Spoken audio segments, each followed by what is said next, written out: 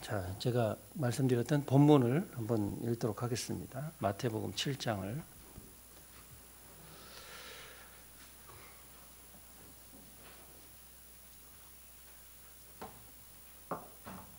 마태복음 7장 21절부터 몇 절만 제가 읽어드리겠습니다.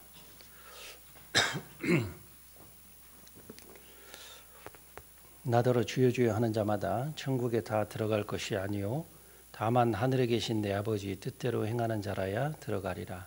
그날에 많은 사람이 나더러 이르되 주여 주여 우리가 주의 이름으로 선지자 노릇하며 주의 이름으로 귀신을 쫓아내며 주의 이름으로 많은 권능을 행치 아니하였나이까 하리니 그때 내가 저희에게 밝히 말하되 내가 너희를 도무지 알지 못하니 불법을 행하는 자들아 내게서 떠나가라 하리라.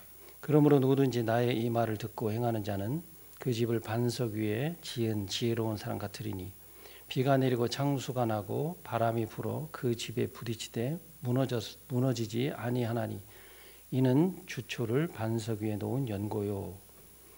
여기까지만 읽겠습니다. 그 뒤에 좀 더 읽어도 관계는 없습니다만 다 아시는 내용들이니까 제가 여기까지만 읽었습니다. 제가 혹시 아직 숨을 이렇게 쉬더라도 이해를 좀 해주십시오. 한 2주 정도, 한 2주간 계속 이게 좀 다시 옛날처럼 좀 심해지더라고요.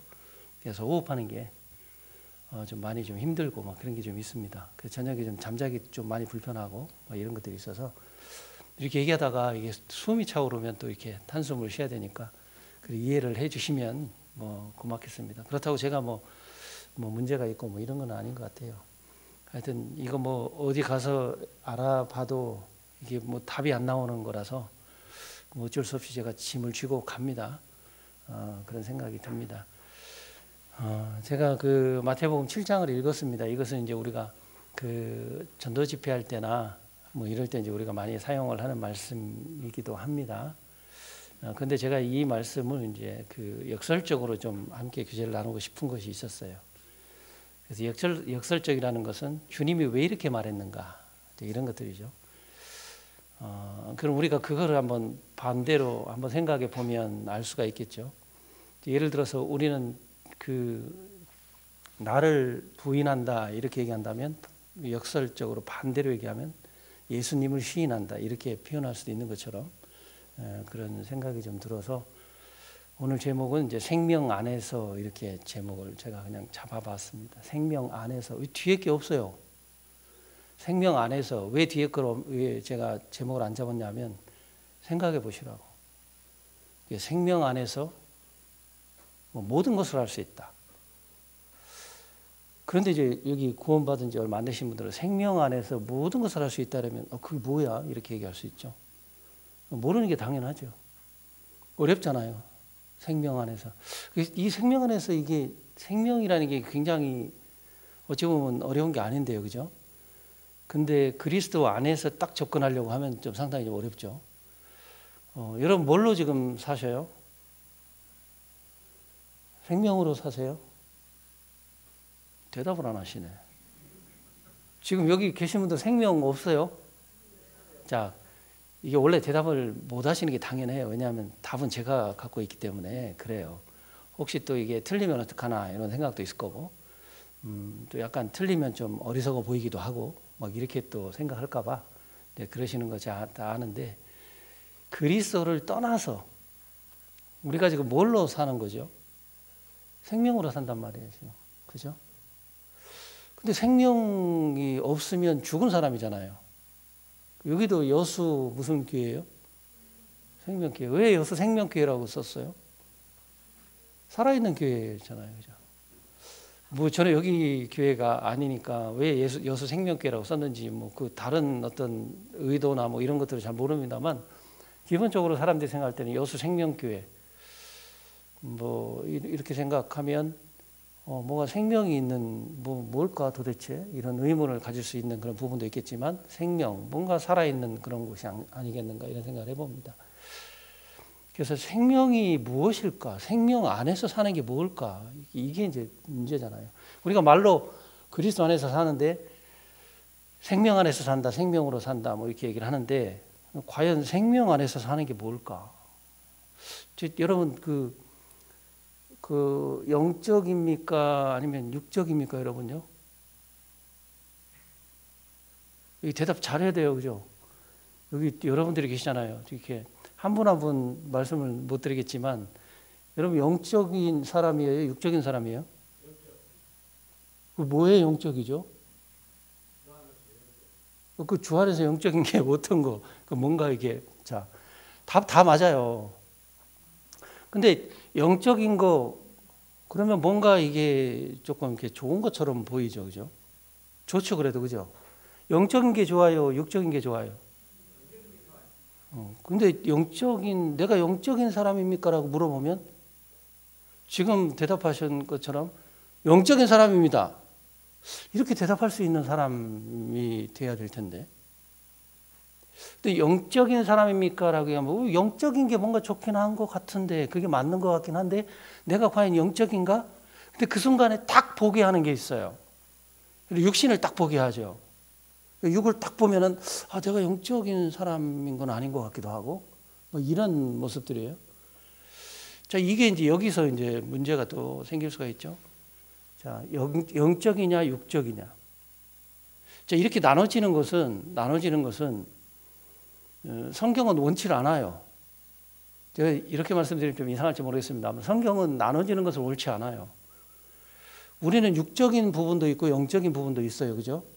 육적인 부분, 그 갈라디아서에 보면 그 육신의 소욕과 성령의 소욕이 다툼이 있다 이렇게 얘기하잖아요, 그죠? 두 가지를 다 가지고 있어요. 그런데 이걸 딱 구분을 해버리니까 살아가면서 여러분이 신앙생활 하시면서 구분이 딱 돼버리니까 우리는 딱 구분하는 게 습관처럼 돼 있어요. 구분하는 것처럼. 자, 그러면 이렇게 바꿔서 또 한번 얘기해 볼게요. 제가 좀 이따가 이제 생명 안에서 생명이라는 게 도대체 뭘까? 이게 특별한 걸까? 저는 전혀 특별한 것 같지 않거든요. 저는 생명을 주님 주셨기 때문에 지금 살고 있거든요.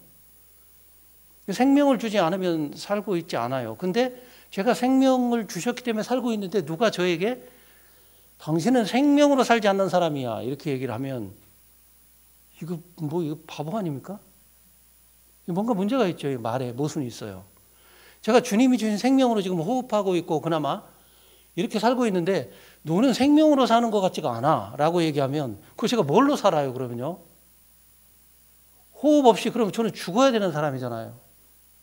이런 게 이제 모순이 될 수 있다는 얘기예요.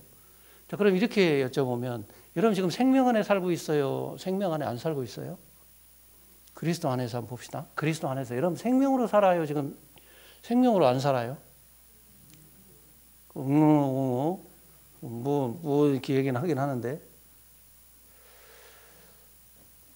제가 왜 이렇게 말씀드리냐면 여러분 생명으로 사는 사람입니까? 라고 얘기하면 예, 저는 생명으로 사는 사람 맞습니다 라고 대답하는 사람이 돼야 되죠. 근데 그것이 굉장히 어렵게 느껴질 수도 있어요. 왜냐하면 육신과 연결을 시키기 때문에 자꾸 그런 거죠. 육신과 연결을 시키기 때문에. 그래서 항상 이렇게 우리는 이제 구분을 해요. 이렇게 영적이냐 육적이냐. 근데 성경은 그것을 원치 않는다고 말씀드렸죠. 믿음과 행함도 구분을 해요. 자꾸만요. 이렇게 구분을 합니다. 성경은 믿음과 행함은 하나예요. 그죠? 순종이라는 의미 자체는 제가 이따가 다시 한번 말씀을 드릴 텐데 순종이라는 의미 자체는 뭐냐면 내가 머릿속으로 그래 내가 하나님 말씀을 알아. 그래 그거 맞아. 이게 순종이 아니에요. 순종이라고 하는 것은 내가 믿은 거, 받아들인 거에 대한 행함까지 나타나는 게 순종이에요. 그걸 순종이라고 하는 겁니다.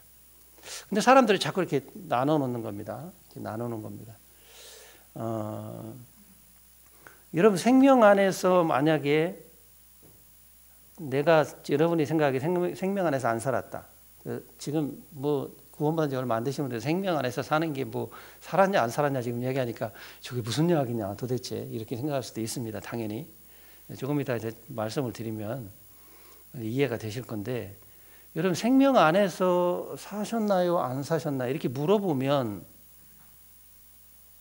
짐이 돼버려요. 그죠? 성경은 뭐에 대한 이야기죠? 생명에 대한 이야기예요. 우리에게 생명으로 오신 분이고 생명을 주신 분이 누구예요? 우리 자신이 없어요.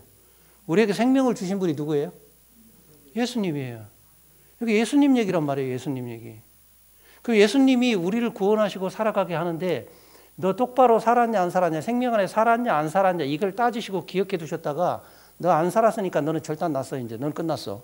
너 가만두지 않겠어. 이러기 위해서 우리에게 성경을 주시고 그래서 우리가 성경을 보는 게 아니에요. 이 관점은 정말 너무나 우리가 생각해 봐야 되는 관점입니다. 이게 삶이 달라질 수 있어요. 생명 안에서 내가 살아야 되는데 살았냐 못 살았냐. 못 살았으면 어떡할 거예요? 여러분 생명 안에서 내가 못 살았다. 생명 안에서 다른 말을 표현하면 주님을 위해서 사는 것이다. 이렇게 우리가 한번 표현해 본다면 내가 주님을 위해서 못 살았다. 때로는요. 그럼 여러분 그거 어떻게 할 거예요? 그죠? 그 주님 위에 못 살 수도 있어요. 주님은 우리의 삶을 이렇게 딱 나눠가지고 흑백으로 나눠서 기억해 두셨다가 그걸 내가 딱 보고 있다가 너는 잘못됐어. 그러니까 넌 두고 보자 하고 탁 하나님이 치시고 하나님 일이 징계의 개념도 그런 개념이 아니에요. 내가 잘못했기 때문에 징계를 무조건 뭐 맞고 이런 개념이 아니라고요. 징계는 하나님이 올바른 길로 인도해 주기 위해서 우리를 인도하는 몽학 선생과 같아요. 나를 이끌어 줍니다. 어디로 이끌어 주냐면 주님이 원하는 쪽으로 이끌어 주는 것이 징계라고 하는 거죠. 잘못했기 때문에 맞는 게 아니에요. 저는 옛날에 조금이라도 뭔가 잘못했을 때 무조건 주님이 때리는 주님으로 알았다고 제가 말씀드린 적이 있습니다. 제가 뭔가 실수를 했을 때 주님은 무조건 나를 때리는 분으로 알았어요. 제가 말을 실수했을 때 어떤 그 구역 모임 때문에 자매집에 갔을 때, 자매님 댁에 갔을 때 화장실 볼일을 보고 일어나 오다가 아주 뾰족한 모서리에 머리를 딱 찍혔습니다. 머리 딱 찍혔는데 찍혔을 때 하나님 내가 뭘 잘못했을까? 이렇게 생각했단 말이에요. 무조건. 근데 하나님이 보호하시고 인도하시는 부분에 대해서는 생각을 안 했습니다. 머리가 찢어질 뻔했는데 머리에 찢어지지 않도록 보호하시는 하나님은 생각을 못했어요. 그러니까 우리는 항상 신앙이라고 하는 것 자체를 그렇게 생각을 해버려요. 우리 삶이. 살아야 되는데 못 살아. 그래서 간증을 들어보면 주님을 위해서 살아야 되는데 내가 왜 이렇게 사는지 모르겠어요. 왜 이렇게 못 사는지 모르겠어요. 그럼 언제 잘 살 거예요? 아마 주님 오실 때까지 안 될 거예요. 주님이 네가 똑바로 살아야 된다. 그렇게 살지 않으면 내가 가만두지 않겠다. 이 주님이 아니란 말이에요. 넘어지는 걸 알아요. 주님이요. 이렇게 실패하는 걸 알아요. 부족한 걸 알아요. 그러면 항상 우리가 성경에서 생명으로 예수 그리스도를 우리에게 소개하고 우리가 성경을 주일에 와서 또 평상시에 여러분이 말씀을 쭉 보는 이유는 뭐냐면 생명에 대한 이야기이기도 하지만 회복에 대한 이야기예요. 여러분 성경을 보면 마음이 어떻게 돼야 되죠? 여러분 성경 말씀 보면 마음이 어떻게 돼야 돼요? 어떤 사람이 마음이 어두워요? 근심이 왔어요. 그럼 성경을 딱 보면 그 마음이 어떻게 바뀌어야 돼요? 기뻐해야 되잖아요. 이게 회복인 거잖아요. 마음이 어둡고 힘들면 성경을 안 봐요. 문제가 생기면 성경을 안 보려고 하는 거죠. 하나님은 우리에게 좋은 것을 주시려고 해요. 그런데 우리에게 좋은 것을 주시려고 하는데 내 안에 불편함이 있다고 와버리면, 내 안에 고난이라는 이름으로 불편함이 있다고 와버리면 그걸 굉장히 불편해해요. 싫어한단 말이에요. 물론 고난 좋아하는 사람 없잖아요. 나에게 어려움이 오는 거 좋지 않잖아요. 그죠? 그걸 좋아하는 사람은 별로 없어요. 솔직히 저도 그래요. 저도 육신의 모습을 갖고 있고 또 육신을 가지고 있는 사람이다 보니까 고난이나 어려움이 내게 딱 닥쳐와 버리면 별로 좋지 않아요. 힘들거든요. 그런데 그걸 불편해해요. 우리가. 나중에 시간이 흘러서 가보면, 시간이 쭉 흘러서 가다 보면 하나님이 결과론적으로는 좋은 것으로 탁 채워주시는 걸 봅니다. 그래서 그런 것이 꼭 나쁜 것이 아니다. 이런 것을 우리가 기억해야 될 것이죠. 성경을 보는 것은 만약에 우리가 생명으로 살지 못했다. 다른 말로 표현하면 우리가 하나님의 말씀대로 살지 못했다. 이렇게 표현했을 때 우리가 성경을 보고 하나님이 이렇게 와가지고 말씀을 듣는 이유 자체는 뭐냐면 회복되는 거예요, 마음이. 그러니까 하나님은 자꾸만 가르쳐 주는 거예요. 뭘 가르쳐 주냐. 내가 너와 함께 있고 내가 너와 동행하고 내가 너의 삶을 간섭하고 내가 너를 하나님이 기뻐하는 쪽, 하나님 원하는 쪽으로 너를 돕고 있다라는 사실을 계속 가르쳐 주고 있는 거죠. 근데 그걸 불편해야 하는 거예요.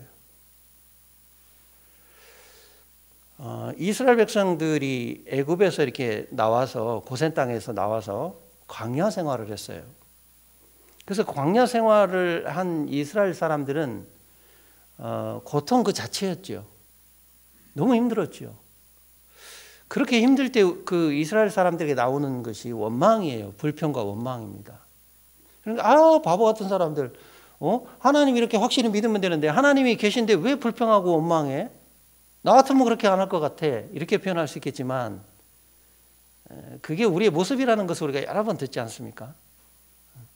그런데 하나님이 보여주신 것은 무엇입니까? 계속 회복하는 훈련을 보여줬어요. 회복하는 훈련. 하나님을 떠나서 불평이 오고 원망이 있다고 와버리면 하나님은 거기에다가 회복하는 힘의 능력을 계속 주는 거예요. 하나님의 역사로. 또 불평하고 하나님을 잃어버리고 하나님 안에서 살아가는 데 실패하면 하나님이 또 거기다 회복을 또 주는 거예요.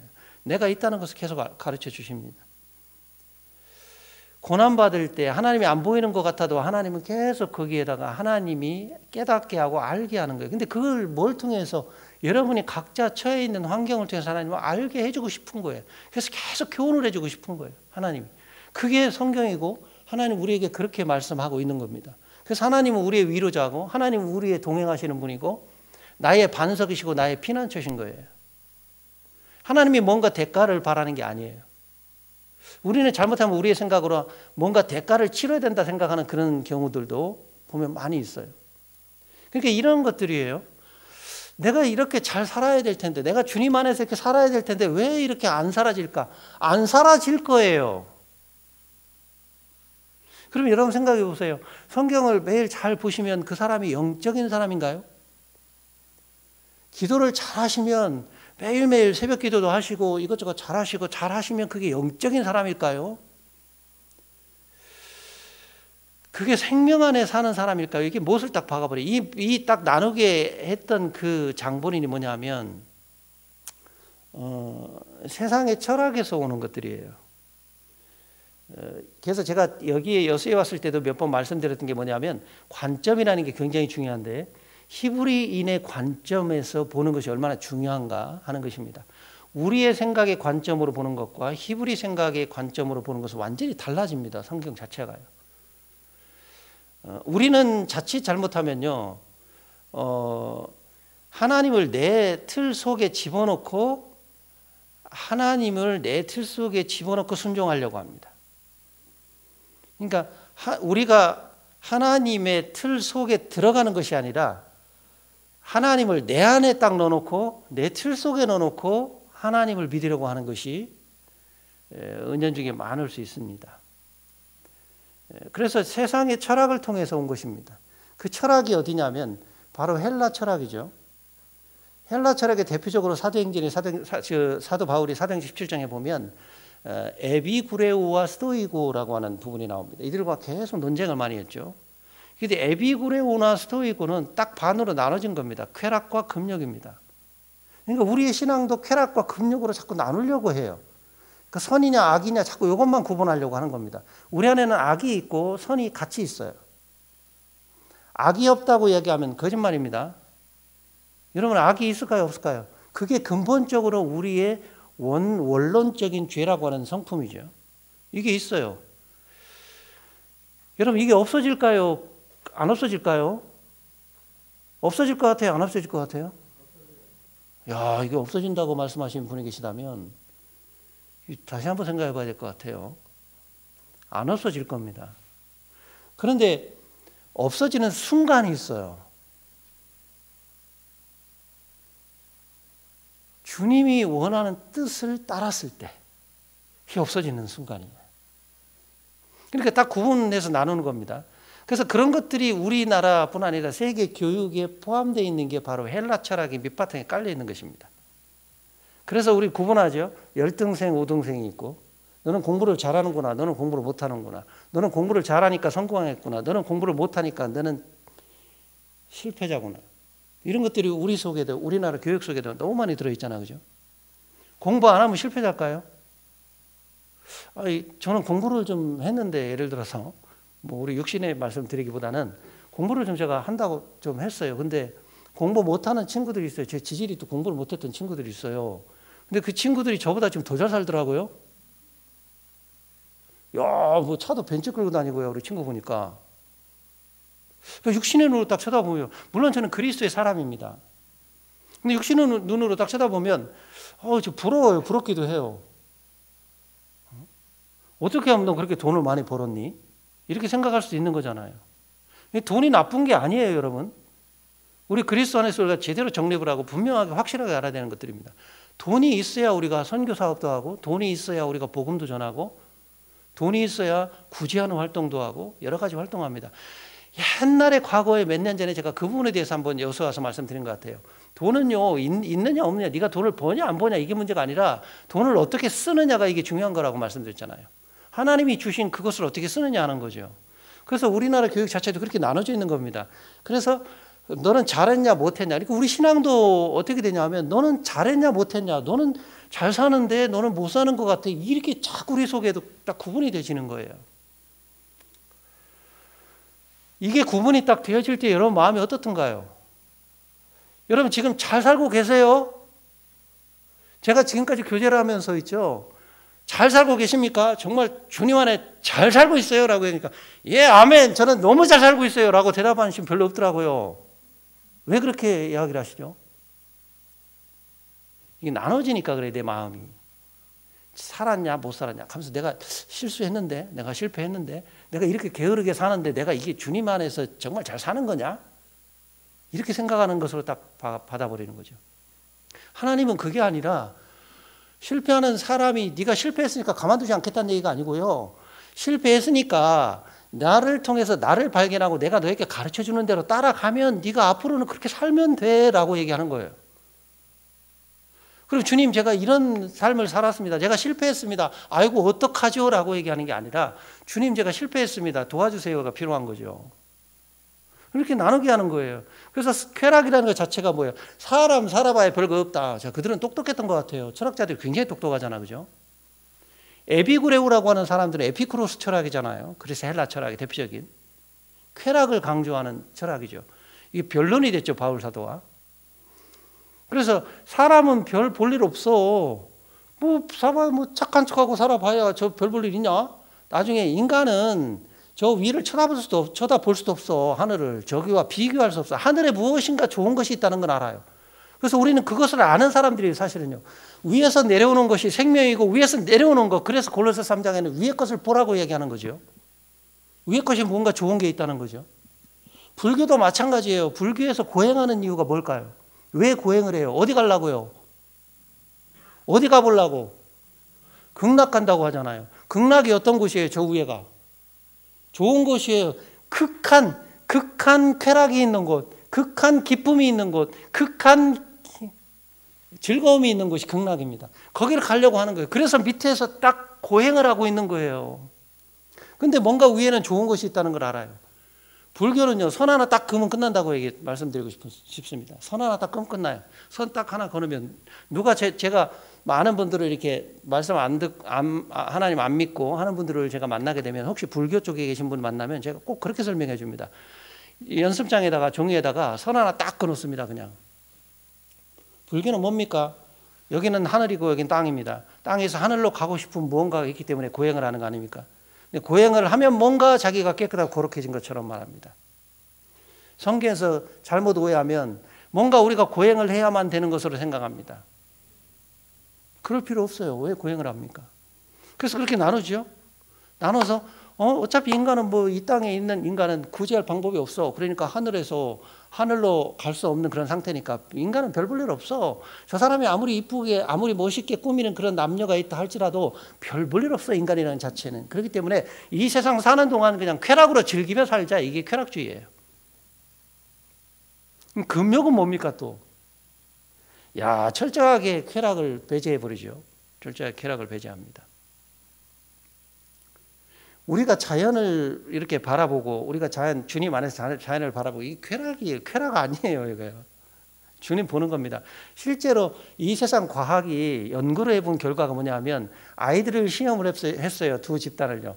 제가 최근에 실험한 내용들인데 아이들이 자연과 이 속에서 뛰놀고 거기서 자기가 선택하게 하고 자기가 뭔가를 행하고 수행하게 하고 일을 그렇게 한 그룹이 있고요. 한쪽은 시멘트가 있는 이런 뭐 아파트나 뭐 이런 데서 교육하고 이런 데서 있는 그 그룹을 두 개로 나눠서 교육을 한 결과 보니까요.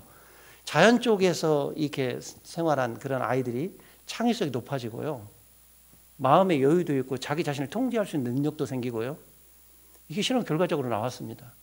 그래서 하나님은 이 자연은 어떤 분이 이렇게 얘기했어요. 자연은 하나님을 말해주는 대표적인 사물이다. 이렇게 또 표현하기도 했습니다. 하나님을 말해주고 있어요. 자연 자체가. 이렇게. 그러니까 우리는 모든 것을 할 수 있습니다. 생명 안에서 모든 것을 할 수 있다. 이렇게 제가 제목으로 표현할 수도 있습니다만 어쨌든 이렇게 나눠지는. 그래서 금욕은 철저하게 그걸 안 하는 거예요. 금욕을 통해서 좋은 곳에 뭔가 고행을 통해서 올라가 봐야 된다. 뭔가 찾아야 된다. 이런 계속된 이런 찾음 자체가 뭐 예를 들어서 여러분 뭐 르네상스 같은 거 아시죠? 르네상스의 그 한마디로 표현하면 인간의 재발견이잖아요. 인간 다시 돌아보니까 인간의 가치를 높이는 어떤 그런 문예부흥이라고 하는 인간 부흥에 대한 그런 어떤 일들이 과거에 있었던 사실들이죠. 그러니까 이렇게 계속 나누는 겁니다. 그 철학의 영향을 그대로 받다 보니까 우리도 계속 나누는 거예요. 네가 직장에 취업했냐 안 했냐, 네가 성공했냐 안 했냐. 그 성공의 기준을 세워놓고 딱 나누는 것입니다. 근데 그게 신앙이 그대로 접목이 되니까 네가 했냐 안 했냐 이게 짐으로 와버리는 거죠. 그러니까 우리는 주님 보실 때까지 잘못하면 계속 짐만 지다 가요. 여러분 여기 교회에 오시면 마음이 이제 끝나고 나가실 때 마음이 어떻게 하고 나가셔야 되죠? 아이고 교회 갔더니 짐만 다 안쪽 주네. 이것도 해야 되고 저것도 해야 되고 왜 그렇게 안 살았냐? 똑바로 살아야지. 너 생명 안에 왜 못 살았냐? 네가 영적이냐? 그런 삶을 살면서도 라고 얘기한다면 그 교회의 기능은 아닌 것 같아요. 우리가 하나님의 은혜를 받을 때 어떻게 받았어요? 뭐 대가가 있던가요? 이거 바울 사도는 그렇게 얘기했는데 우리는 빚진 자 이렇게 얘기했는데요. 여러분 바울 사도께서 그건 바울 사도의 심령이죠. 빚진 자. 그러면 내가 은혜를 줬으니까 너 빚 졌지? 나한테 빚 갚을 준비해라 라고 얘기하면 그게 은혜입니까? 그건 별로 은혜가 아니에요. 그냥 빚을 갚으면 돼요. 내가 돈이 좀 부족했어요. 그래서 어떤 분이 나에게 돈을 빌려줬어요. 빌려주면서 내가 은혜를 줬지. 그것도 은혜일 수 있어요. 하나의 부분으로. 그러니까 갚아놔. 여러분 하나님이 주신 그 삶에 공짜로 주신 이 구원에 대한 삶, 생명에 대한 삶, 영생에 대한 천국에 대한 이 부분은요. 안 갚아도 돼요. 왜 갚으려고 합니까? 물론 사람에 따라서 내가 사람이니까 은혜를 받은 사람이요. 너무 감사하니까 그 은혜를 그분을 보면 이제 은혜를 갚으려고 하는 이게 정상적인 마음이에요. 그런데 그 은혜를 주신 분이 어떻게 생각하겠습니까? 내가 이렇게 은혜를 줬더니 이것 봐라. 이 하는 행동머리 보니까 정말 엉망이네. 이렇게 하시면 그런 은혜를 뭐하러 줬어요? 그럼 자기가 감시하는 거지 그 사람에 대한 삶을. 하나님은 우리를 감시하는 감시자가 아니에요. 우리는 넘어지고 불편할 때 이 마음에 근심이 왔냐? 내가 뭐라고 얘기했냐? 라고 성경이 얘기하는 거죠. 그러면 아무것도 염려하지 말고 아무것도 근심하지 마라고 얘기를 한 거예요. 왜? 내가 있잖아. 그러면서 보여준 게 뭐예요? 공중에 나는 새를 좀 봐라. 내가 먹이고 있잖아. 하물며 너 머리털까지 다 새 너희를 내가 가만두겠냐라고 얘기하는 것이죠. 이런 말씀들이 우리 안에 딱 들어왔을 때 내가 근심이었을 때도 회복이 돼서 밖으로 나가는 거예요. 그래 주님이 계시지라고 나가는 것이 회복이라고 하는 거예요. 아담이 범죄했을 때 가죽옷을 해입혔다는 거 너무나 잘 알잖아요. 그건 은혜라고 하는 거잖아요. 가죽옷을 해입힌 것은요. 그 은혜가 가죽옷을 해입혔는데 내가 가죽옷을 해입혔으니까 너 가만 안 둔다. 너 제대로 살아라. 하나님 이렇게 하신 얘기가 아니에요. 실패했던 것을 아셨던 하나님이 가죽옷을 입힌 겁니다. 은혜를 받은 사람은 함부로 행동할 수 없어요. 잘못 오해하면 안 됩니다. 은혜 받은 사람이 함부로 행동할 수 없죠. 그분에 대해서. 우리는 너무나 큰 은혜를 받았죠. 물론 우리가 빚이라면 빚입니다. 무슨 빚? 마음의 빚. 영원한 생명을 주신 그 빚이 너무 큰 거예요. 그 복음이 너무 큰 거예요. 그러니까 그 복음을 위해서 우리가 살아가는 삶에 그 빚은 우리가 갚아야 되는 것이죠. 근데 하나님이 처음부터 그렇게 하시고 나서 너 내가 은혜 줬으니까 네 죄값 갚았으니까 너 똑바로 살아. 안 살면 내가 가만두지 않겠다. 그럼 어쩔 겁니까? 근데 우리는 그런 모습으로 잘못하면 오해할 수 있고 생각할 수 있습니다. 그래서 이렇게 딱 나누는 거예요. 여러분 마음은 어떨지 모르겠어요. 딱 나눠져 있는지 안 나눠졌는지. 그래서 막 짐을 지는지. 비대면 여장년 교제를 해본 말씀을 제가 지난번에도 한번 말씀드린 겁니다. 여장년 교제를 하면 할 때마다 느끼는 게 뭐냐면 너무 많은 짐들을 갖고 있는 거예요. 이 신앙이 짐으로 막 생각해버려요. 여러분, 이 회당에 지금 오신 이유가 뭐죠? 어떤 사람 마음이 근심이 있는 사람도 있고 염려가 있는 사람도 있고 뭐 마음이 뭐 미움이 차 있는 사람도 있고 여러 가지 불편한 사람들이 교회 안에 지금 들어왔습니다. 물론 생명 안에 사는 것이 뭔가, 그리스도 안에서 사는 것이 뭔가, 이 안에서 우리가 생각해 보다 보니까 뭔지는 잘 모른다 할지라도 뭔가 이것은 하나님이 좋아하는 거는 아니야. 우리 안에 성령이 있기 때문에 성령께서 그것을 깨닫게 합니다. 우리가 지난번에 제자학교를 하면서 지금 진행을 하고 있습니다만 제자학교를 하는데 이제 삼위일체에 대한 부분도 우리가 좀 공부를 합니다. 삼위일체의 그분은 항상 같은 일을 하지 않습니다. 각각 다른 일을 하고 계시죠. 그래서 이 삼위일체가 각각 다른 일을 하시는데 없어서는 안 되는 하나의 인격체지요. 하나님은 초월자십니다. 하나님은. 그래서 성부, 하나님 초월자입니다. 그리고 성자라고 얘기하는 예수님은 내제자입니다. 그분이 우리 안에 오셨어요, 안 오셨어요? 여러분 안에 오셨습니까? 언제 오셨어요? 십자가에 돌아가실 때. 그걸 내가 바라보는 순간 주님이 내 안에 오셨어요. 그러면 성령은 뭐예요? 초월자시고 내제자고 성령이 없으면 여러분이 받은 구원이 유지가 안 돼요. 성령이 없으면 여러분 구원받은 게 유지가 안 된다니까요. 성령이 있기 때문에 구원이 계속 주님 오시는 그때까지 유지 존속이 되는 거예요. 그래서 예수님이 요한에게 세례를 받았어요. 침례를 받았습니다. 근데 성령이 비둘기같이 임하는 것을 보았어요. 그리고 음성이 나서 저는 내 아들이다라고 얘기를 하죠. 성경에 보시면 제가 시간 관계상 찾지는 않습니다만 그래서 그 성령에 대한 부분을 보여준 거예요. 내려오는 거예요, 성령은. 그래서 사도행전 11장 43절에 보면 베드로가 말씀을 각 사람에게 전하고 베드로가 말씀을 전할 때 이 말씀을 듣는 모든 사람에게 성령이 임하니 이렇게 나옵니다. 그래서 말씀을 듣는 모든 사람에게 성령이 임했다라고 얘기합니다. 그래서 성령이 임했기 때문에 여러분이 그리스도의 십자가를 분명하고 확실하게 깨달은 겁니다. 그럼 깨달은 걸로 끝나는 게 아니라 성령은 우리에게 계속 구원을 존속시켜줘요.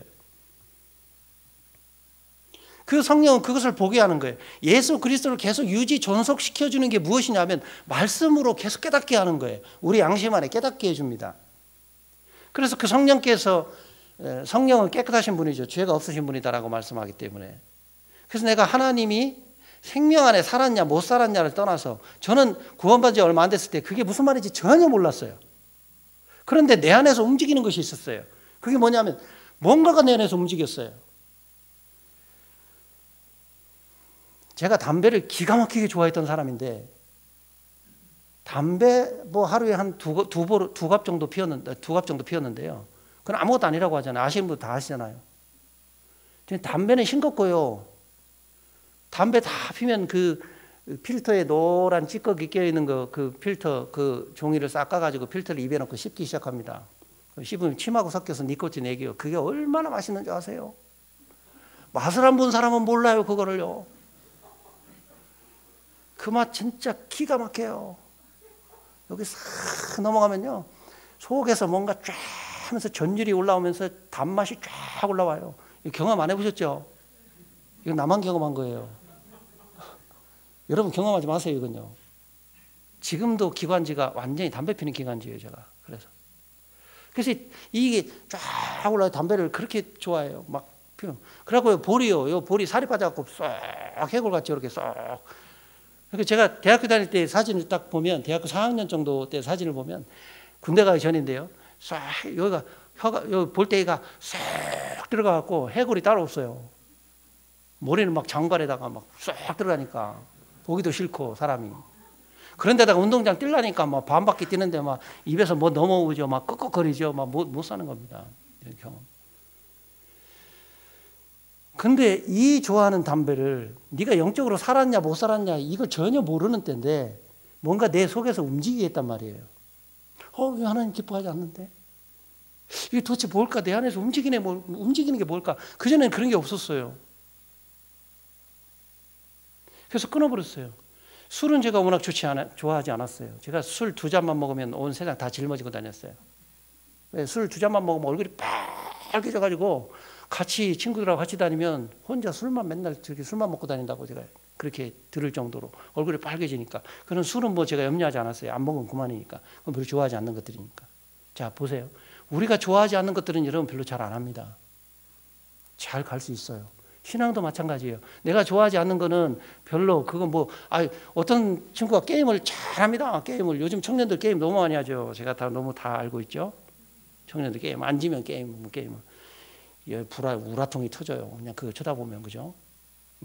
게임 잘합니다. 근데 저는 게임 해요, 안 해요? 어떻게 알아요? 못 봤는데. 게임 안 합니다. 잘 안 해요.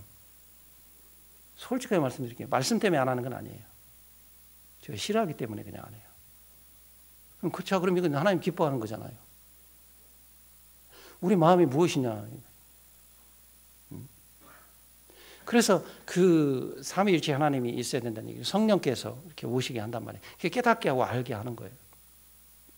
그래서 여러분이 생명 안에 살았냐 못 살았냐 뭐 이렇게 딱 구분을 줘가지고 다시 본론으로 돌아왔습니다. 시간이 많이 가고. 아직 본문 이야기도 안 했는데 여기 여기서 오면 꼭 이런단 말이에요. 그때 그 뒤에 말씀 드리기로 했는데 까먹었어요. 제가 또. 오늘도 다음에 또 이 뒷말 말씀 드릴게요. 또 다음에 또 까먹고 딴 말씀 또 우리가 하나님 주시면 또 올 거예요. 제가 아까 말씀드렸잖아요.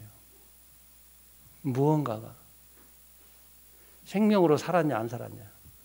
자, 그러면 저만 담배의 니코틴 맛을 느꼈잖아요. 여기 혹시 느끼신 분 있어요? 어이구, 그런 걸요. 자, 제가 왜 이런 말씀 드리냐면 생명 안에 사는 것이 영적인 예배라고 하는 것이 나만 발견하는 특별한 것일까요? 나만 알아야 되는 특별한 것인가요? 자, 제가 특별한 거 말씀드렸잖아요. 여러분 니코틴의 그 맛을 모르시죠? 저만 알아요. 그러면 이렇게 알려줘야 돼요. 생명 안에서 사는 것, 영적인 것이 무언가 알려줘야 될 거 아니에요. 그죠? 그 영적인 것이 뭔가 이렇게 좀 신비롭고 막 이런 걸로 생각을 해버리면 이거 다시 생각해 봐야 될 부분이 있습니다. 신비롭고 그런 게 아니에요. 그럼 신비롭고 그런 경험하고 체험한 걸 드러내 주세요. 제발 부탁인데. 그거 좀 배우게 해요. 좋다며 예를 들어서. 영적인 그런 삶이 너무 좋은가 봐요. 뭐 좋은 거에 예를 들어서 좋죠. 그런데 그 삶을 내가 그렇게 살아가면 보여주세요. 그게 뭔가 좀 배우게 해요. 이 말입니다. 쉽게 말하면. 어떤 분도 이런 분도 계셔요. 영적인 예배, 육적인 예배. 여러분 육적인 예배 드리고요. 영적인 예배를 못 드리고 막 이렇게. 그러니까 제가 계속 지금 말씀드린 게 뭐냐. 이 구분을 하는 거예요. 자꾸만 이렇게 구분 딱 나눠 놓잖아요. 그래서 제가 아까 그 비대면 여장년 교제 하다가 말씀을 드리다가 말았는데 비대면 여장년 교제 하면 이제 공교롭게 이제 계속 그 사역자니까 조장으로 자꾸 들어가게 돼서 좀 부담은 되는데, 그래서 좀 이제 조장으로 들어가면 이제 많이 말씀을 듣고 옵니다. 듣고 오는데, 제가 이제 꼭 힘이 돼야 될 부분이 있는 분만 제가 이제 가끔 이렇게 교제를 좀 잠깐 해줍니다. 잠깐 짧게. 왜? 교제해야 되는 시간이기 때문에 제가 말을 다 해버리면 안 되죠. 뭐 옛날에 순천에서 보면 우리가 19구역이 있었는데 10개 구역이 있었는데, 그게 보면 이제 장로님들도 구역장으로 딱 들어가 계세요. 장로님도 막 교제 1시간씩 그냥 앉아갖고 이야기를 하고, 나중에 딱 끝날 때 보면 한 20분 남아요. 그러면 구역 모임도 못 해요. 구역 모임이 아니에요. 기능이 아니에요. 그거는요. 그래서 제가 이렇게 회의를 합니다. 그 당시에 당회를 하면 장로님도 말씀 짧게 하세요. 5분만 하세요. 그러니까 제가 직접 말씀도 많이 드렸습니다. 그래서 그렇게 하는데, 문제는 뭐냐? 답답한 거잖아요. 다들 짐을 많이 지고 있는 거예요. 그럼 성경 보면서 짐을 지면 돼요? 성경은 회복인데, 나를 회복시켜 주는데, 내가 막 힘들고 어려울 때 성경을 보면은 하나 주의 말씀은 내 영혼을 소성케 한다고 시편 다윗을 통해서 보여주고 있는데, 그럼 성경을 보면 마음이 소생이 돼야 되는, 소성이 돼야 돼요. 그래야 되는데, 또 성경을 보니까 어떤 사람은 했냐 안 했냐 매일 내가 이렇게 살아야 되는데, 말씀 딱 보면 부담이 돼 버려요. 막 그렇게 보면은 죠. 이렇게 성경 어떻게 볼 거예요, 우리가? 하나님은 한 가지 시스템이 있어요. 제가 지금까지 이제 신앙생활하면서 발견한 시스템이 뭐냐면, 말씀에 순종하면 일을 하신다고 그랬어요. 그게 하나님의 시스템이에요. 말씀 제껴놓고 죽으라고 일을 한다고요? 희생한다고요? 하지 마세요. 그럼 뭐 필요가 있어요? 말씀과 상관도 없는데. 말씀 몰라도 그렇게 하는 사람들 세상에 많아요. 안 그렇습니까? 세상에 말씀하고 상관없는 사람들, 착하게 살고 진짜 헌신적인 사람들 많아요. 그럼 뭐예요, 그 사람? 우리는 그런 모습들을 보면서, 물론 그것이 귀한 인성이고 귀한 사람이긴 하겠지만, 그 사람 불쌍한 사람이잖아요. 우리가 보는 각도는 그런 각도의 관점이죠. 신앙도 마찬가지인 거예요. 하나님 자꾸만 짐을 주는 걸 생각해요. 신앙도 짐이에요. 힘들어 죽겠어. 교회 나가는 것도 여러분 어떻게 오세요? 일요일인데 졸려 죽겠는데 잠도 자야 되는데, 가긴 가야 되는데 갑니까? 오지 마세요. 그렇게 오시면. 또 오늘 목사님도 계신데 오지 말아야 돼요. 6교회 또 성도님 또 안 오실라. 그럼 오지 말라. 꼭 그렇게 오해해서 듣는 분이 있어갖고 제가 말씀드리는 거예요. 어디 가서 말씀드리면 꼭 그 뒷얘기를 안 해주면요, 오해를 해요.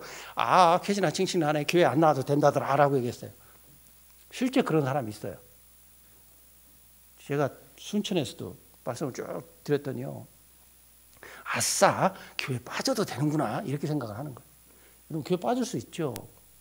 직장 때문에. 여러 가지, 예를 들어서, 어머니가 돌아가셔도 빠질 수 있고, 그럴 수 있죠. 직장에 또 비상이 있어서 또 갈 수도 있고, 가는 거죠.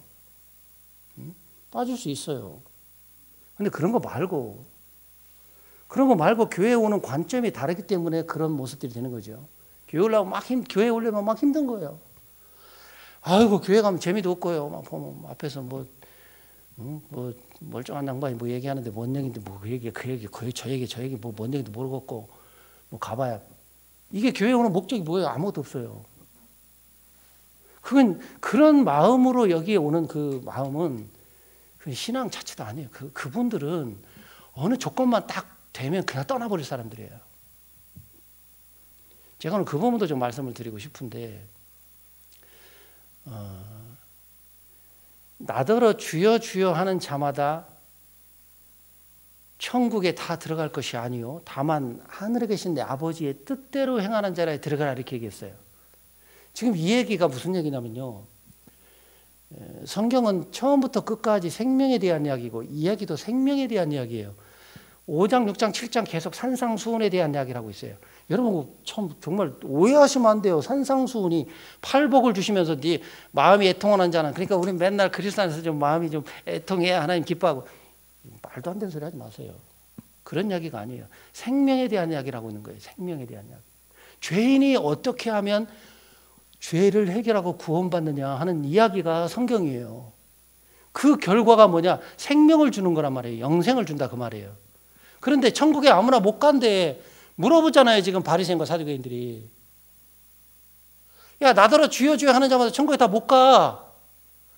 다만 하늘에 계신 내 아버지의 뜻대로 행하는 자에 들어가리라 이렇게 얘기했어요. 그러면 역설적으로 제가 말씀드린다 그랬죠. 딱 뒤집어서 말씀드릴게요. 하나님의 뜻대로 행하는 자가 생명 안에 말씀대로 살 수 있다 이 말이에요. 바꿔서 표현하면. 그러니까 어떤 사람은 선지자 노릇하고요. 귀신도 쫓아내고요. 많은 권능도 막 행한 거예요. 뒤집어서 얘기하면 우리의 행위에 대한 그런 부분들을 말할 수도 있어요. 근데 여기서요. 하나님의 뜻대로 행하는 자라야 들어간다라고 얘기했죠. 자, 하나님의 뜻이 있어요. 그리고 뜻대로 뭐 하는 자? 뜻대로 뭐 하는 자요? 행하는 자. 그럼 하나님의 뜻이 뭐냐? 요한복음 6장 30절에 보니까 아들을 보고 믿는 자마다 영생을 얻는 이것이 하나님의 뜻이다라고 되어 있어요. 그 영생이 뭐냐? 영생은 우리가 영생에 들어갔잖아요. 영생에 들어간 것은 뭐냐면 생명을 얻은 거란 말이에요. 그럼 저와 여러분 안에 뭐가 있어요? 우리 안에는요? 생명이 분명히 있어요. 그럼 생명이 있는 그분이 우리 안에 내재해서 들어왔기 때문에 그분은 살아계신 분이고 그분은 움직이신단 말이에요. 그러니까 그분이 살아계시고 그분이 움직이시고 생명을 주신 그분에 따라서 우리가 거기에 순종하고 살아가면 그 사람은 생명으로 살 수 있는 거죠. 뭐 다른 게 뭐 있어요? 뭐 특별합니까? 그러면 그분이 주시는 것에 따라서 살아가는 게 뭐예요? 그럼 우리는 뭘 따라서 살아가면 됩니까? 그리스도의 뭐예요? 말씀이요. 왜? 우리에게 살아계신 생명이 우리 안에 오셨잖아요. 그럼 살아계신 생명 예수님이 우리 안에 오셨기 때문에 그분이 살아계십니다. 자, 제가 예수님만 말씀드립니다. 하나님과 같은 분이죠. 삼위일체 하나님이라고 말씀드렸죠. 우리는 그렇게 알아듣고 있을 겁니다. 예수님 말씀하니까 가만있어 봐. 예수님 뭐 이렇게 그럼 하나님이 약간 다른 말 하신 것 같은데 이런 개념은 없습니다. 한 분이십니다. 생명을 주셨어요. 그럼 그 생명을 주신 그분이 살아계시고 우리 안에 내재해 계십니다. 내재해 계신 그분이 우리에게 말씀을 통해서 우리의 삶을 인도하시겠죠. 말씀을 통해서. 왜? 히브리서 4장에 보니까 하나님 말씀을 살았고 운동력이 있어. 이렇게 돼 있죠. 살아있죠. 그러니까 그 말씀에 따라서 내가 거기에 순종해서 움직이는 것까지입니다. 그게 순종이라고 하는 거예요. 그걸 믿었으면 움직이는 것까지가 순종이란 말이에요. 그럼 그 사람은 어떻게 사나요? 생명으로 사는 사람이다. 그런데 생명으로 사는 것이 쉬운 일일까요? 자, 이제 생명으로 사는 것이 뭐냐? 결론을 미리 먼저 말씀드리면 생명은 하나님의 성경에 다른 모습으로 표현해놨는데 같은 장에 좁은 문으로 표현하기도 하십니다. 좁은 문으로 들어가기를 힘쓰라라고 얘기했죠. 그 힘쓰라는 얘기가 여러 가지 희생하고 봉사라 이 말이 아닙니다.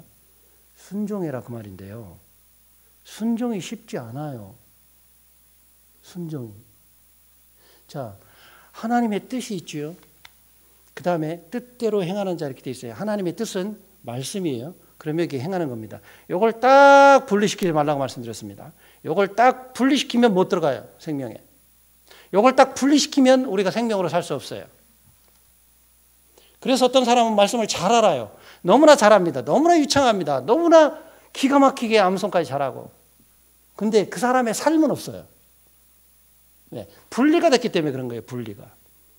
그래서 순천에 제가 말씀을 많이 드리죠. 순천에 계신 어떤 형제님 계신다고 했죠. 아마 아실 분들 다 아시죠. 그분은요. 성경을 제가 찾으면 성경 안 찬다고 했잖아요. 그래서 앞을 쳐다보고 있다고 말씀드렸잖아요. 줄줄줄줄 깨고 있어요. 근데 그분을 통해서는 삶이 없어요. 그러니까 그리스도의 뜻은 다 알아. 너무나 잘 아는데 행함 자체가 없는 거예요. 이게 연결이 안 되는 거예요. 히브리적인 관점은 하나예요. 믿음과 행함은 하나라고 해요.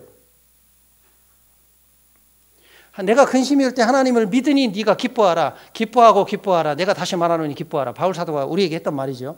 기뻐하라. 내가 또 다시 말해줄게. 기뻐하라 이 말입니다. 그러면 근심하던 사람이 그 말씀을 딱 보면은 마음속에 살아있는 말씀이 안에 딱 들어오면 그게 순종함으로 행함으로 바뀌는 겁니다. 찬송하는 거예요. 바뀌는 거예요. 그게 영혼을 소생케 되는 생명의 삶이라는 것이죠. 뭐 생명의 삶 그러니까 혼자만 알아. 나만 알아. 나만 특별한 거. 여러분 그런 거 했어? 내가 보니까 생명으로 못 사는 것 같네. 그 생명으로 사는 것은 경험이 있어야 돼. 그 경험이 뭔데? 어쨌든 있어 경험. 그거 한번 경험해야 돼. 말도 안 되는 이야기입니다. 영적 예배가 요한복음 6장을 한번 찾아보겠습니다. 본문 이야기도 못했네요 지금. 요한복음 6장.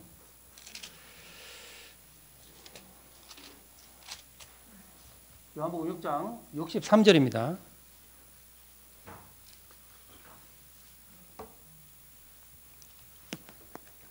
요한복음 6장 63절. 본문은 제가 지금 그냥 말씀으로 좀 드리고 있습니다. 63절 페이지 166페이지입니다. 함께 한번 읽겠습니다. 시작. 살리는 것은 영이니 육은 무익하니라. 내가 너희에게 이른 말이 영이요 생명이니라. 내가 너희에게 이른 말이 영이요 뭐예요? 생명입니다. 자, 그러면 한번 이렇게 결론을 내려봅시다. 지금 영적 예배를 드리고 있나요? 지금 여러분 영적 예배를 드리고 있나요? 아직도 결론이 안 났습니까? 내 마음의 갈등을 버리십시오. 영적 예배를 드리고 있나요? 영적 예배. 내가 내게 이른 말이 곧 영이요 생명이니라. 자, 저를 통해서 하나님이 성경 말씀을 찾아서 여러분에게 말씀하고 있죠. 그럼 여러분 듣습니까? 안 듣습니까? 듣죠? 믿어집니까? 내가 내게 이른 말이 영이요 생명이다. 오늘 이 시간에 하나님 말씀이 선포되면 여러분 그것을 마음속으로 받아들이면 영적으로 순종하는 모습이 되죠. 그러면 영적 예배를 드리는 것이죠. 어떤 사람들은 뭐 옛날에 생명교회라는 것도 있더라고요. 생명교회. 살아있는 영혼의 교회 뭐 그런 뜻인가 봐요. 생명교회. 근데 생명교회 교사를 만난 적이 있어요. 교사를 만나서 자기가 지옥을 가겠대요.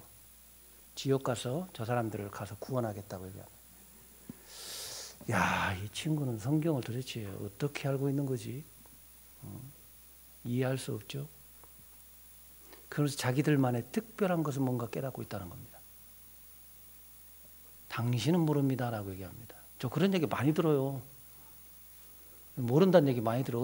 어떤 사람은요, 저 교회에 찾아오셔가지고 저는 야복강까지밖에 못 갔다는 사람도 있어요. 저한테요. 뭐 자기하고 말 틀리니까요. 당신은 야복강까지밖에 못 갔네라고 얘기하더라고요. 야, 저 어처구니가 없는 것이죠. 그러니까 뭔가 새롭고 특별한 거예요. 여러분 영적 예배. 생명 안에서 사는 것. 생명은 뭐냐? 좁은 문이 누구죠? 좁은 문. 좁은 문은 예수 그리스도입니다. 그 문을 통과하면 생명을 얻습니다. 그죠? 근데 우리는 그 문을 통과했어요. 그죠? 그럼 좁은 문으로 표현하나? 예수님이 나는 생명으로 표현하나? 나는 그리스도로 표현하나? 뭐가 달라요? 좁은 문으로 들어갑니다. 좁은 문. 그럼 생명으로 살아요. 근데 제가 아까 말씀드렸죠. 이것만 정리하고 제가 마칠게요. 말씀에 순종하는 것이 우리의 그리스도인의 생명으로 사는 것이다. 이렇게 결론을 내렸습니다. 말씀에 순종하는 것이다. 왜? 살아계신 그분이 내 안에 있는 분이니까. 그분이 내 안에서 움직이는 대로 순종하면서 살아가는 겁니다.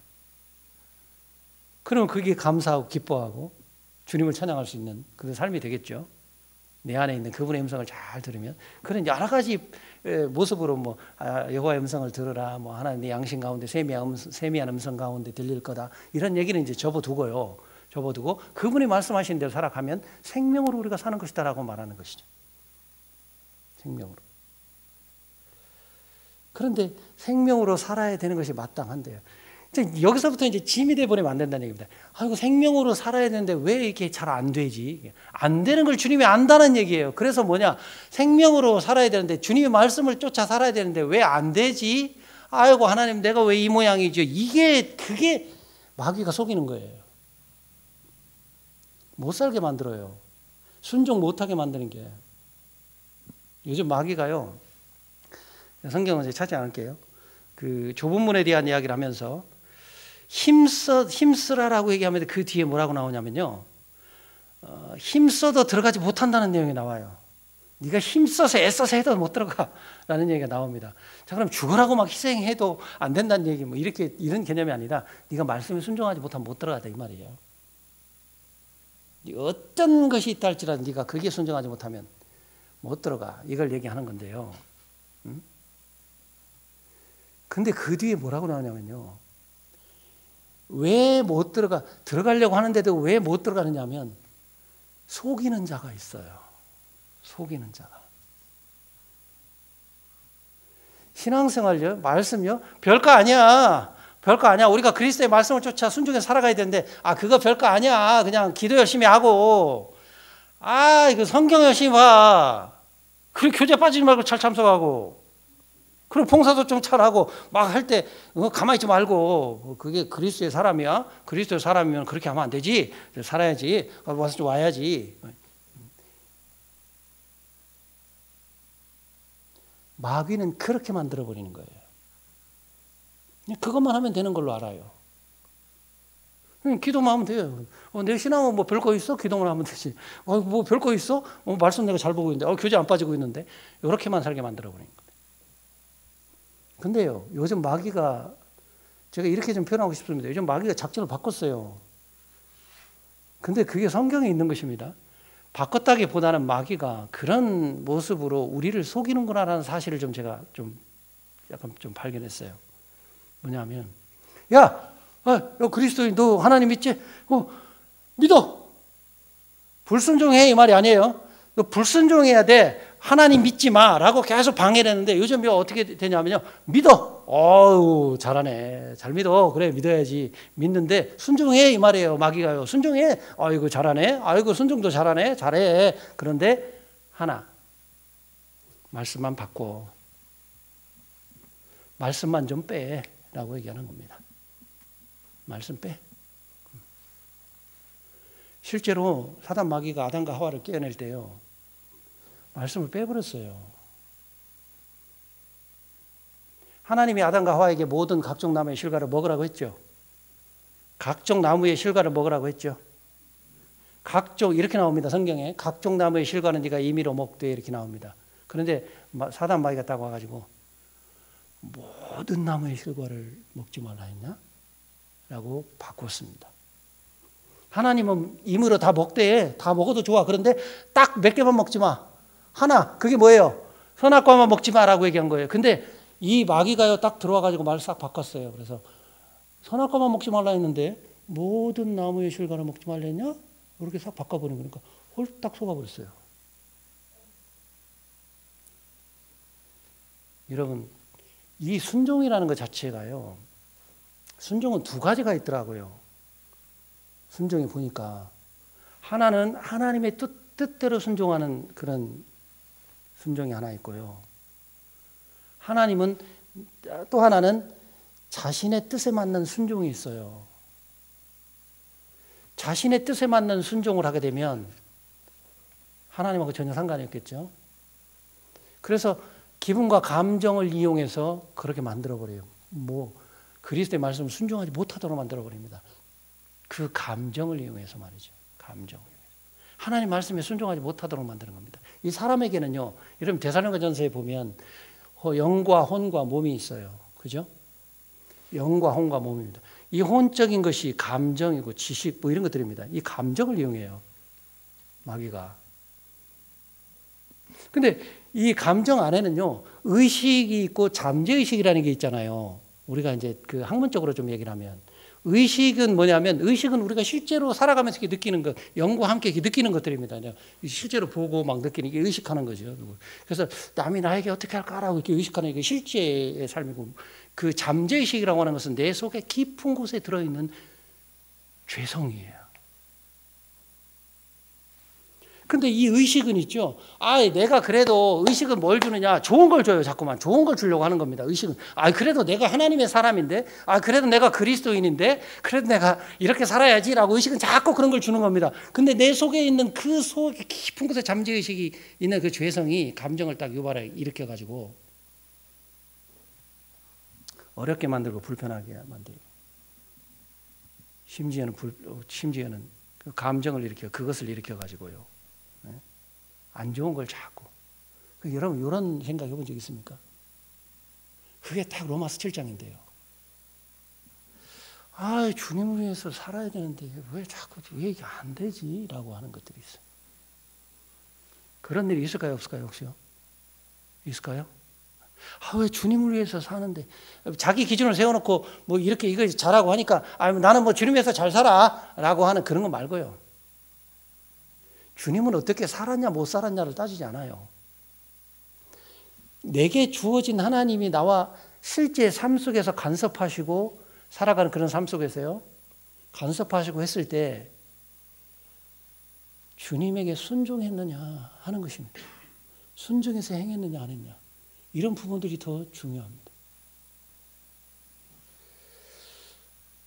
이 우리가 순종해서 신앙을 사는 것은요. 그냥 주님의 말씀을 따라 살아가야지요 라는 게 아니라 이렇게 말씀을 좀 바꿔볼게요. 저도 어저께 이제 우리 제자학 교육을 하면서 말씀을 딱 듣는데 딱 아멘이 된 게 있어요. 우리는 순종해서 그냥 사는 게 아니고 하나님 말씀이 내 안에 생명으로 오셔서 그분이 나를 움직이고 그 말씀에 따라오도록 할 때 살아내는 것입니다. 이렇게 표현했어요. 그 말씀에 따라서 살아내는 것입니다. 내가. 그게 신앙이라는 거죠. 그냥 사는 거지 라고 얘기하면 끝나는 게 아니고 살아내는 것입니다. 작은 것부터 하나. 내가 미움이 왔다 그러면 살아내는 거예요. 그걸요. 말씀에 따라서. 내가 살아내야 되는 거예요. 그 말씀에 따라서. 그렇게 미움이 사라지겠죠. 없어지는 그런 모습이 되는 것이죠. 그래서 이 감정을 이용해서 이렇게 하나님을 믿지 않도록 못하도록 그렇게 만들어내는 것이죠. 그래서 순종해라. 그런데 말씀만 받고 뭐 이렇게 표현하기 이렇게 지금 마귀가 이용하기도 하고요. 그래서 우리가 그리스도 안에 사는 것이다. 그것은 감정과 이성으로 사는 삶이 아니에요. 우리는 주님의 말씀이 내 안에 있고 움직이는데도 때로는 내 감정에 따라서 내 뜻대로 순종하는 그런 모습이 있을 수 있어요. 우리는 하나님의 말씀에 순종하는 사람이에요. 하나님의 뜻대로 순종하는 사람. 그럼 하나님의 뜻대로 순종하다 보면 하나님이 나를 인도하시는 삶 속에서 내게 주어지는 여러 가지 것들이 있어요. 그럼 그 말씀을 따라서 내 삶을 살아내는 것입니다. 그게 신앙이고 그게 순종이라고 하는 거죠. 대표적으로 성경에 보면 자기 감정이 원하는 대로 살았던 사람이 나옵니다. 그 사람이 누구냐? 솔로몬이에요. 물론 솔로몬을 통해서 솔로몬이 하나님의 성전을 건축했어요. 그런데 솔로몬은요, 자기 감정에 아주 충실했던 사람이에요. 눈에 보기에 좋은 것에 충실했던 사람입니다. 모든 것이 모든 궁궐, 모든 것을 다 금과 은으로 채우고요. 자기 아내, 정식 아내가 1000명이 넘잖아요. 국녀까지 막 이렇게 포함하면 얼마나 될까 모르겠습니다. 1000명이 아내가. 감정에 충실했어요. 그런데 그 감정에 충실한 모습을 통해서 우리에게 생명을 보여준 게 뭐냐? 솔로몬을 통해서 한 가지 딱 대답을 했던 남긴 그 하나님의 품으로 갈 때 남긴 한마디가 뭐였어요? 헛되고 헛되니 헛되고 헛되도다. 이 세상에 해 아래서 행하는 모든 것이 헛되고 헛되니 헛되고 헛되도다. 그런 감정은 필요 없는 것이라는 거죠. 감정과 이성이 사단은 그것을 이용해서 주님의 말씀을 따라 순종하지 못하게 만들어갑니다.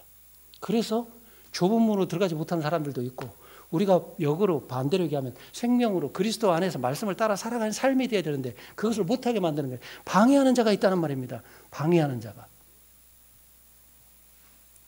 그러려면 어떻게 해야 되냐? 이게 이제 문제잖아요. 실수할 수 있고 넘어질 수 있다는 얘기입니다. 그때 100% 하나님의 말씀을 의지하고 하나님의 말씀을 따라서 살아갈 때. 근데 그것이 내 안에 충만하게 있어야죠. 뭐가? 살아계신 하나님 말씀이 충만하게 있어야 돼. 충만하게 있는 게 뭐예요? 그게 하나님과 교통하는 것이죠. 교통하려면 뭐라고 얘기하냐? 하나님 말씀을 우리가 달마다 쉬지 않고 묵상할 때. 그건 하나님과 교통이 가능한 거잖아요. 하나님과. 적을 쏴서 죽이려면 뭐가 많아야 됩니까? 뭐가 많아야 되죠? 지금 뭐 전쟁하잖아, 그죠? 총 가지고 전쟁합니다. 싸워서 이기려면 뭐가 많아야 됩니까? 총알이 많아야죠. 그래서 그런 것을 써먹어서 이길 수 있는 삶이 바로 생명 안에서 사는 삶이 될 수 있어요. 써먹어본 적이 없어요. 말씀이 내게 도대체 뭘 주는 것이지? 여러분 그런 생각을 한번 가져보시기 바랍니다. 하나님이 이렇게 말씀하셨다 저렇게 말씀하셨다. 이런 말씀들을 우리에게 위로를 주고 회복을 주고 생명을 준다는 얘기입니다.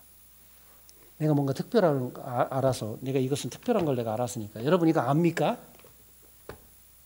여러분 이렇게 해봤습니까? 이런 것이 아니에요.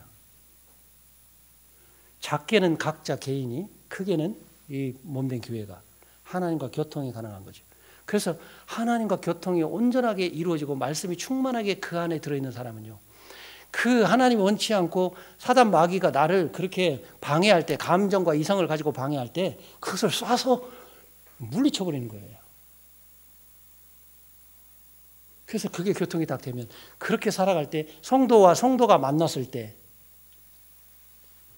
그 안에 하나님을 통해 살아낸 흔적들을 내놓는 것이 교제라고 하는 거죠. 직장에서 무슨 일을 했는데 뭐 어쨌는데 뭐 어쨌습니다. 이게 그 살아낸 흔적이 아니다. 그 삶도 필요해요. 그를 통해서 하나님 분명히 일하셨을 거예요. 그런데 그런 모습과 그런 환경과 여건을 통해서 하나님이 일하셨던 그를 통해서 내가 하나님이 순종하게 하셨을 때 내가 거기에 따라 순종했을 때 그 삶을 살아냈을 때 그 삶은 기쁨이고 감사가 오고 그걸 내놓는 거죠. 여러분이 그런 삶이 되면 정말 하나님께 기쁨이 되고 영광이 되고 감사가 될 거로 생각됩니다.